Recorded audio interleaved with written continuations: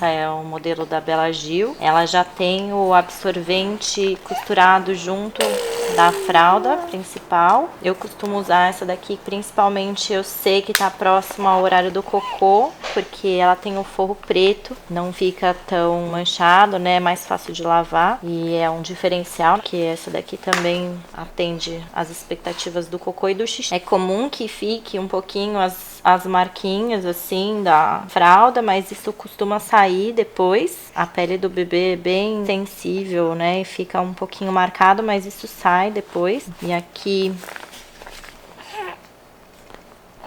eu ajeito aqui a perninha dela, tem que ficar com a dobrinha bem próximo o elástico.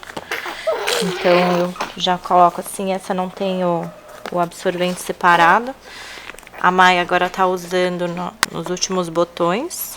Uma coisa muito importante para fazer o ajuste certo é colocar o elastiquinho bem perto da dobrinha da perninha. Isso é algo que eu observo na hora de fechar.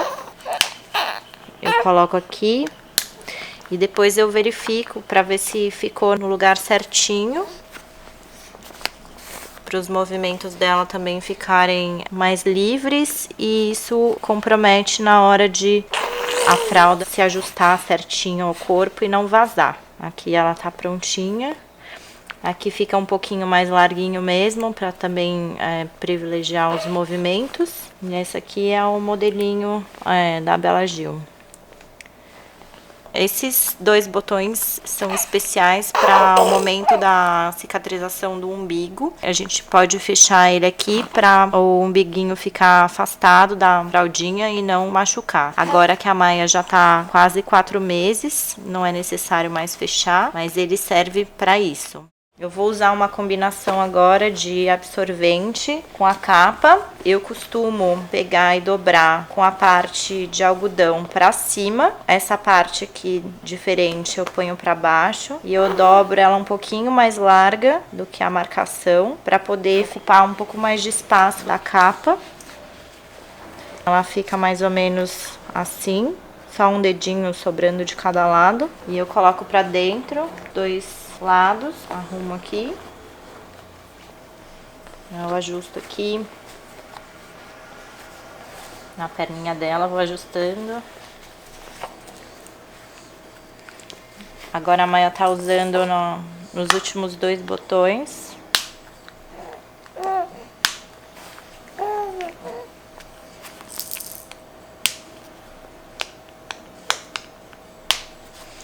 E eu arrumo aqui na perninha dela também, encontro aqui a dobrinha dela.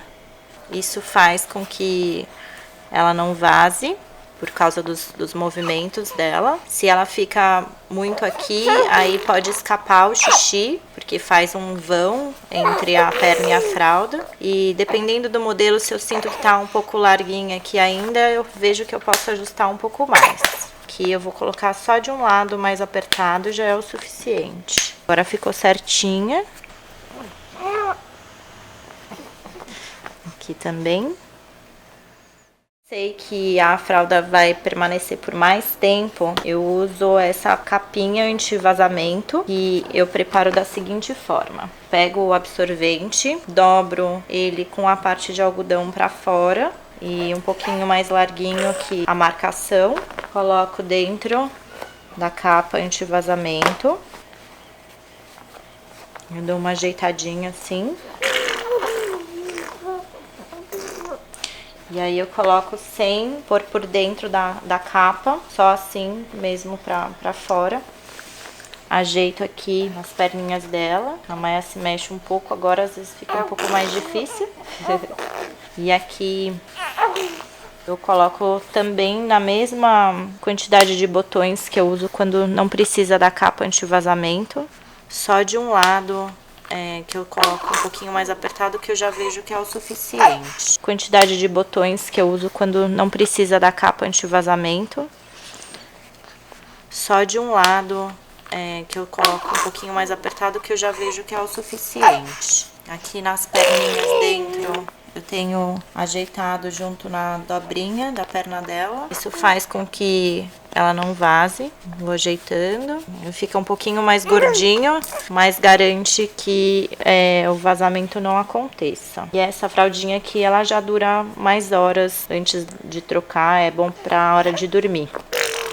De dia ela fica umas 4, 5 horas, quando é só xixi, né? É o máximo que eu já deixei. E não vazou nenhuma vez. Ela chegou mais ou menos nos 3 quilos.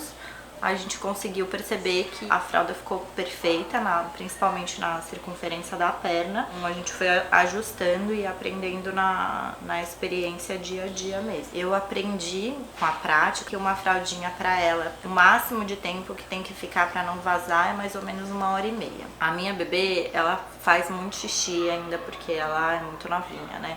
Mesmo a fralda descartável também vaza. No jeito que ela se mexe, desloca um pouco a fralda e vaza pela lateral. Às vezes a fralda tá muito cheia, a coisa da perninha também, mesmo a tamanho P quando ela usou. É uma coisa que eu entendi que vaza independente do tipo da fralda, é mais pelo comportamento do bebê, tempo de duração da fralda.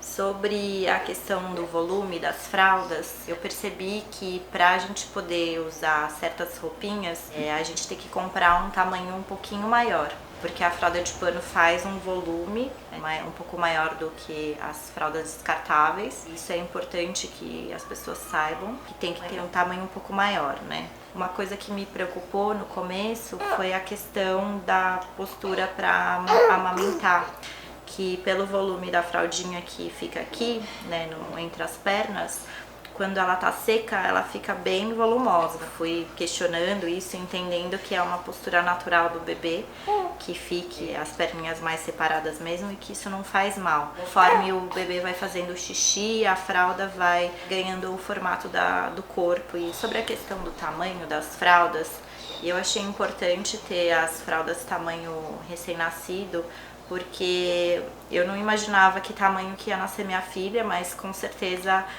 a fralda, depois que eu vi o tamanho único, achei que ela ficaria muito volumosa num bebê que acabou de nascer. Minha experiência disse, né, eu tive uma bebê que nasceu com 3 quilos e mesmo a RN ficou um pouquinho grande e eu não me arrependi de ter pego as recém-nascidas. Eu tô usando bastante ainda, a Maia tá com quase 4 meses. A gente ainda tem alguns botõezinhos ainda pra ajustar. E ela agora tá ganhando peso, tá mais gordinha e tal, e eu sinto que agora que a fraldinha tá perfeita nela, mesmo ela já sendo um bebê já maiorzinho.